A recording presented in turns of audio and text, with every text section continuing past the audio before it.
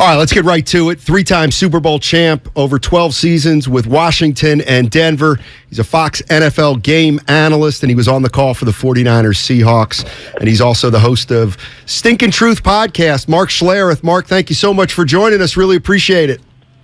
My pleasure. Good to be on with you guys. What do you think about what's happened with the quarterback situation out here in San Francisco? Listen, I think it's unfortunate. I think it's unfortunate that Trey Lance got hurt, but I think ultimately the 49ers are a better football team now. Maybe not for the future, but now they're a better team with Jimmy Garoppolo at quarterback. I went from thinking they're a team that's going to be fighting at the end of the year to kind of be 9-8 and get into a playoff run, maybe 10-7, whatever it is. And now I look at them as a NFC West favorite. I think they're a legit Super Bowl contender. Now, obviously, injuries and all those kind of things come into play. But, I know you're trying to develop a young quarterback. It's really hard to develop a young quarterback, develop a guy, and win at the same time. That's a really hard thing to do.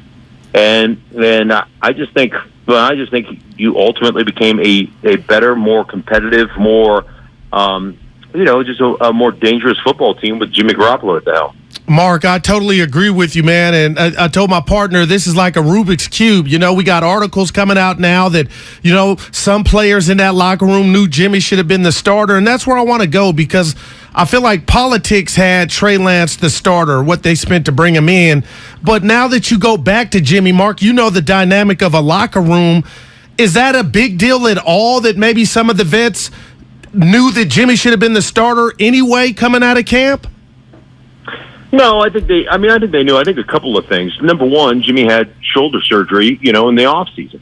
So he wasn't going to be ready to go through training camp at full pace anyhow, or full speed anyhow. And they understand the investment they made in the young quarterback. And, ultimately, the one thing about the young quarterback, and this is, part of the development of a young player, is you got to lean on that guy's strengths. You got to mitigate that guy's weaknesses, lean on his strengths.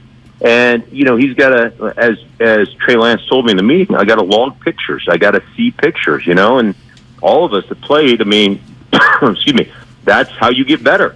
You don't know what you like and what you don't like until you get your ass whipped. And then you're like, man, I hate that play. Like, I hate the way that works. And so that's part of the process of learning how to play. Listen, everybody in that locker room respects Jimmy Garoppolo. Everybody loves Jimmy Garoppolo. He's a great dude. And so, for them, really hurt and really sad about Trey and the injury. But you saw the pure joy when Jimmy, had the quarterback sneak for the touchdown. And, everybody's over there just loving on him. And they're excited for him. And they know it gives them a better chance to win. They understood the business of football. But they also, I think, understand that, hell, I want to win. And this gives us a better shot to win. So I don't think there's going to be any issues within the locker room. Like I said, they're really... And the guys respected Trey Lance. They appreciated Trey Lance. He's a great kid, man. He's smart. He's articulate. He's a really good hard worker. He's made of the right stuff. You played a small school football. I played small school football, so I'm not bagging on small school football. But you played in a small conference, small school, and you played one season. It's really hard to get good, especially at the quarterback position in the NFL with that limited resume. So, listen, this is, and you hate for the kid to be hurt, but ultimately this makes your football team better. Mark Schlereth joining us on 95.7 The Game. He's a Fox NFL game analyst. He was on the 49ers Seahawks call. Let me ask you this, Mark. The 49ers moved up 9 spots. They gave up 2 first-round picks. And everything you were saying about Trey Lance, he only played 19 1AA games. I mean, is it fair to look back at that pick and say, that was a stretch because this guy's as raw as any quarterback who's come into the league? Yeah, it just depends on how you value how you value draft and the draft position.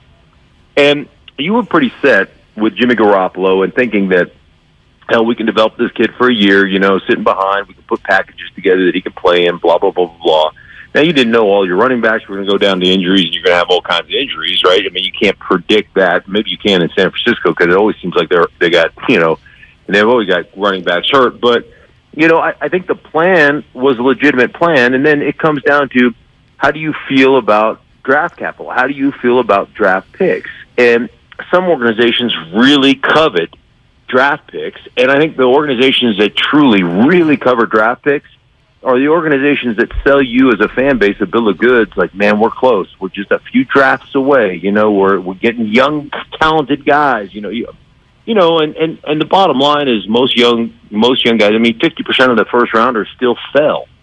Right. So, like it depends. Like, hey, the Rams don't care about first round draft choices because what they won last year, the World Championship. So, yeah, it just depends on how you feel. And if you look at it, like, to me, the biggest value that first rounders give you in today's NFL is the fifth year option and salary certainty. It's a way to manage your cap. And so that's why that's why a lot of those first rounders are so coveted. Listen, you talk to anybody that will speak honestly to you, that's in management, that's in evaluation, and they'll tell you any given year there's maybe 15 to 18 legitimate first round picks. And then everybody else is a second or third rounder anyhow. So even if you're picking the last half of the first round, you still get second rounders. So I'm just not a draft Nick. I'm not a draft guru. I just don't care because most guys, and I've seen it over the course of my career, not only as a player but as an analyst, most guys really struggle. There's a few guys that get it right away and come out and light the world on fire, and good if you can pick one of them. But look at the 2018 draft. Sam Darnold was a top 3 pick. Baker Mayfield was the number 1 pick. You got all these picks that went in 2018. You had Josh Rosen was a top 10 pick. I mean, come on. I just mentioned 3 guys that were all taken in the top 10. And, the one guy that succeeded at the quarterback position on the top 10 is Josh Allen. And, oh, by the way, it took him a couple of years. Yeah. People didn't think he was going to amount to much. So, it takes time. It's hard. It's not easy. Stink, I got a cup on my desk, and I promise you I don't have any alcohol in it. And the reason I bring that up is I picked Denver once you guys got Russell Wilson to go to the Super Bowl in the AFC. And I know we're overreaction city 2 weeks in, but I don't know if I'm more disappointed in Russ or Nathaniel Hackett.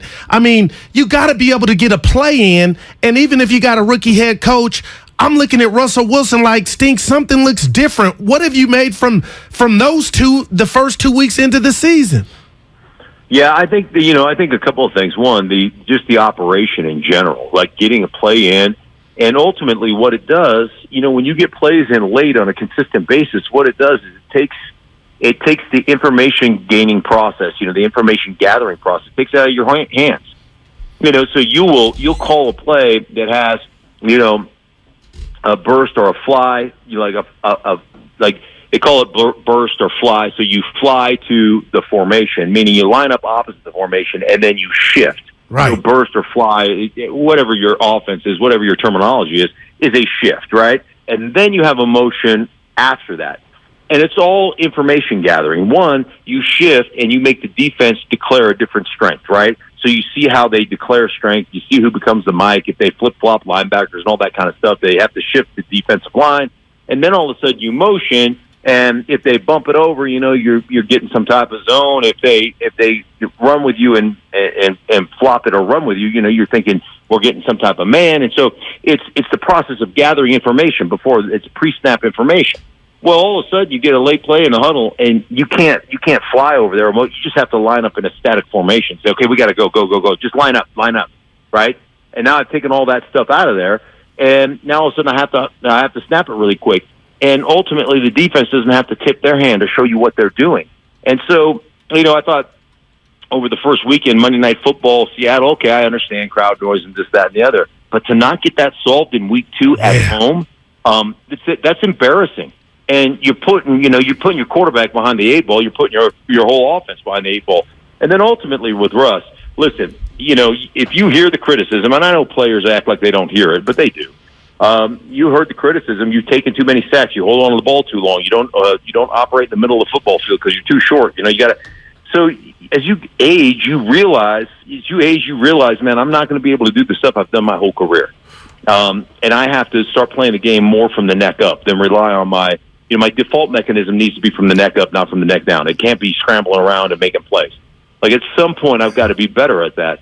I think you hear the criticism, so you decide, man, that's what I'm going to work on. I know he worked on that. I know Nathaniel Hackett, and he worked on that all off season, all through training camp.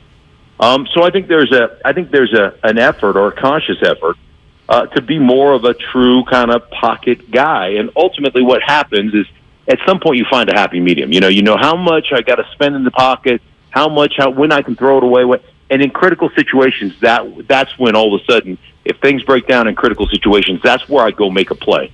But I think he's figuring that out as well. So, there's a work in progress that's going on right now here in Denver. Mark, thank you so much for joining us. Really appreciate it. And hopefully we can catch up again. Sounds good. Take care. All right. That's Mark Schlereth, 3-time Super Bowl champ, the host of Stinkin' Truth podcast. He also does radio for 104.3 The Fan in Denver.